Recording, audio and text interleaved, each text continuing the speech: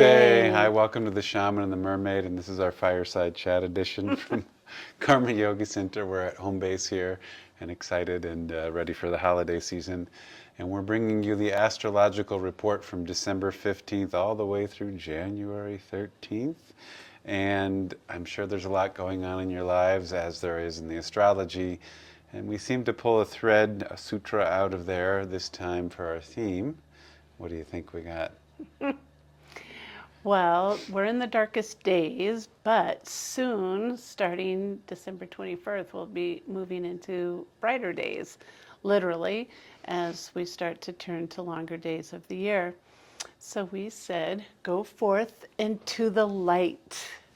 That is our theme for this next month cycle, and we'll explain why. There's a lot of different aspects in this month's astrology that indicate that it's a good time to step into your shine and the light of new beginnings, new dawns, new days.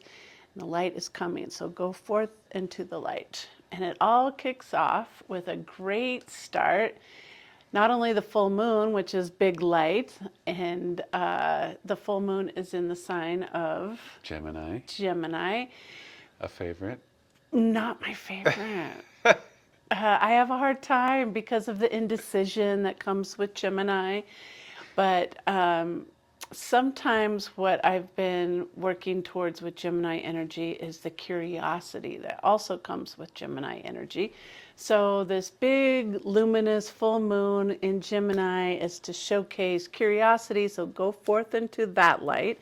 Plus, on the same day, Mercury goes direct, and I don't know about the rest of y'all, but it's been crazy Mercury retrograde this last time. So I'm looking forward to things taking a little more forward into the light.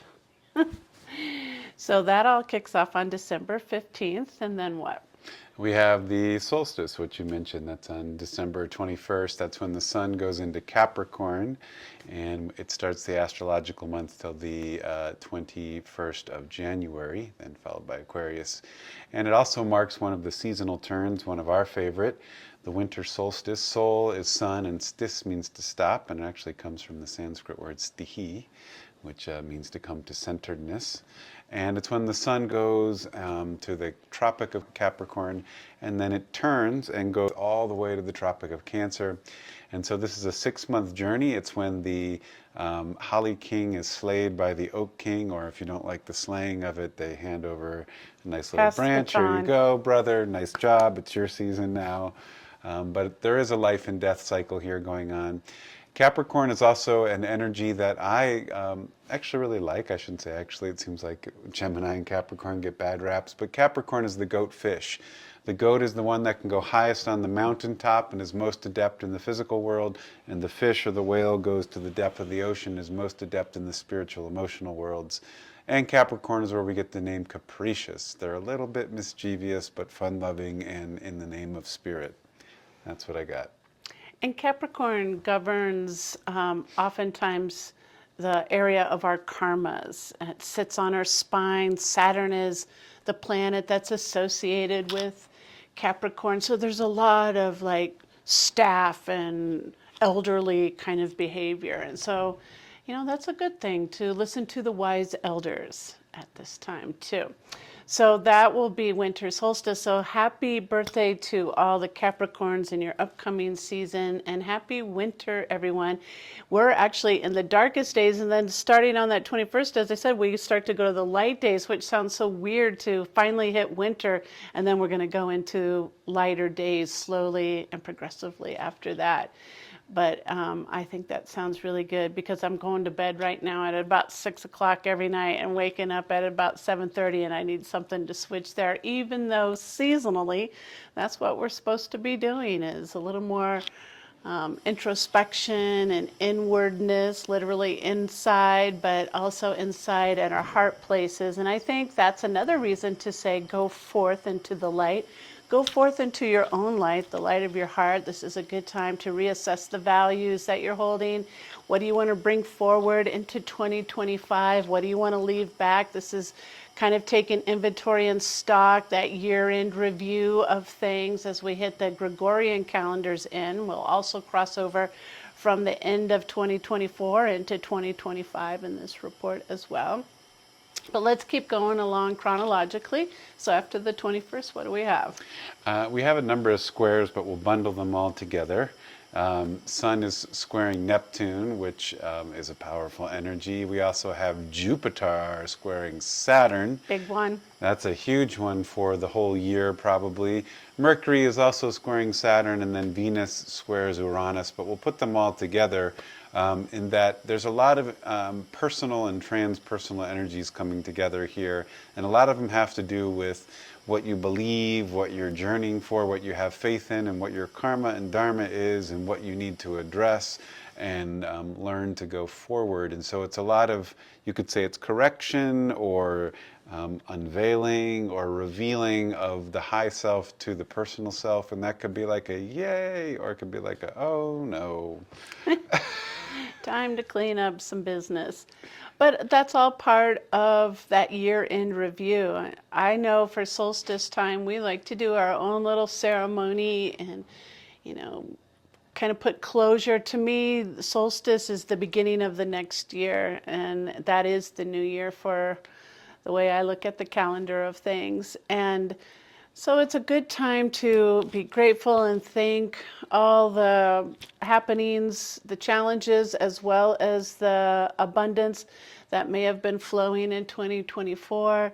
Make an assessment, as I said, of the things you want to leave behind and not carry forward into the new year.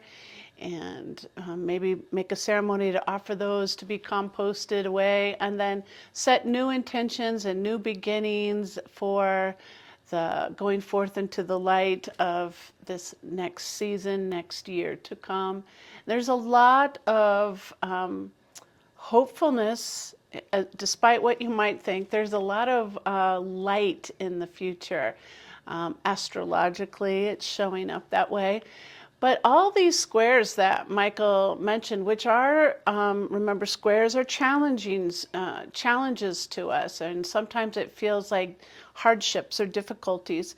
All these coming up are really to help us ready ourselves or prepare for taking a little more rigorous step towards the goals that we want to achieve in our life. It's time to rise up and be the authentic selves that we are, and stand in our power and march forward into the light. So these challenges are just helping us to be those strong spiritual warriors for what's coming up next.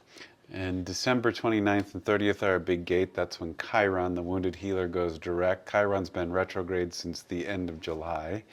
And then it's the Capricorn new moon on the 30th. New ceremony, new time.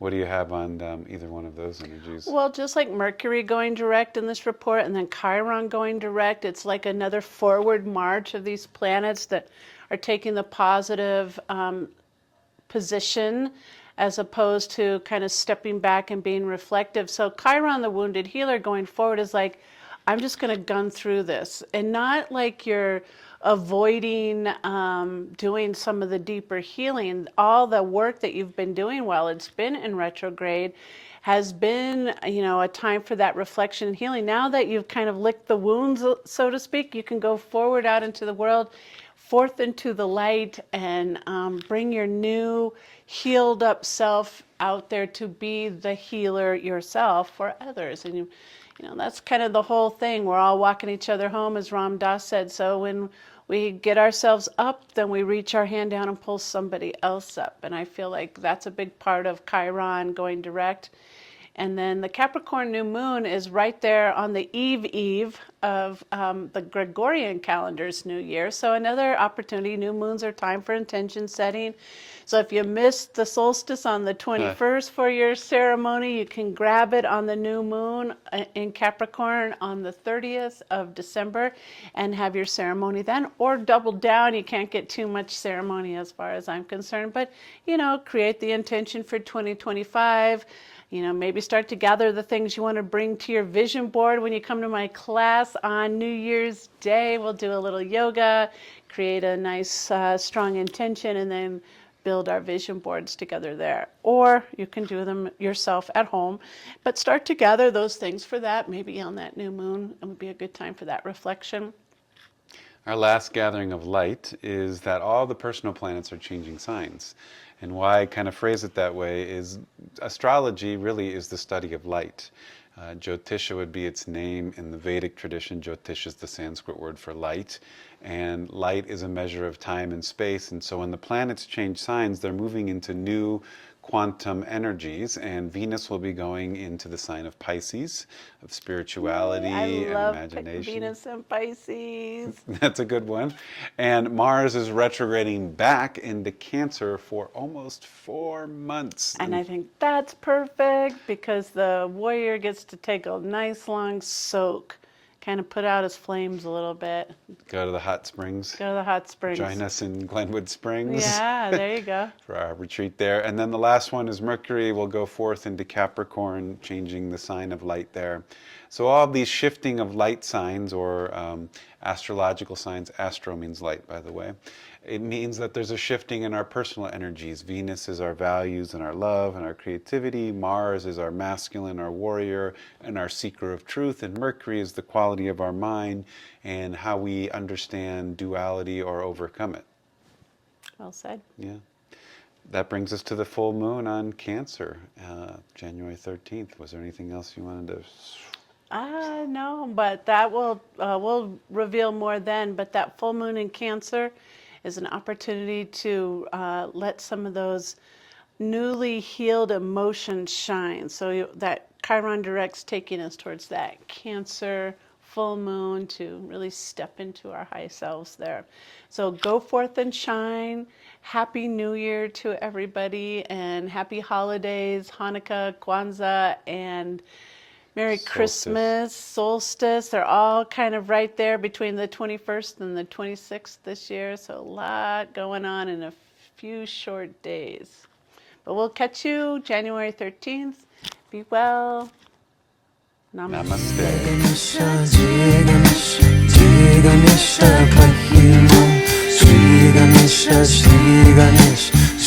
Namaste.